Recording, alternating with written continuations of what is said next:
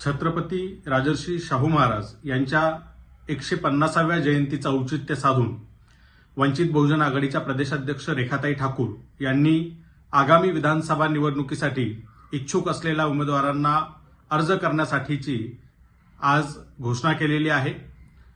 Online माध्यमातून हे उमेदवार अर्ज करू शकतात किंवा ऑफलाईन पद्धतीनं थेट पक्षाच्या केंद्रीय कार्यालयामध्ये ते इच्छुक उमेदवार अर्ज सादर करू शकतात। आजपासून ते 26 जुलैपर्यंत या 1 महिन्याचा कालावधी हा अर्ज करण्यासाठी देण्यात आलेला आहे। या 1 महिन्याच्या कालावधीमध्ये इच्छुक उमेदवारांनी ऑनलाईन किंवा ऑफलाईन पद्धतीने आपला अर्ज पक्षाकडे पाठवायचा आहे। पक्षातील कार्यकर्त्यांनी आणि पक्षाच्या समर्थकांनी केलेल्या सूचनेनुसार वंचित बहुजन आघाडीच्या प्रदेशाध्यक्ष रेखाताई ठाकूर यांनी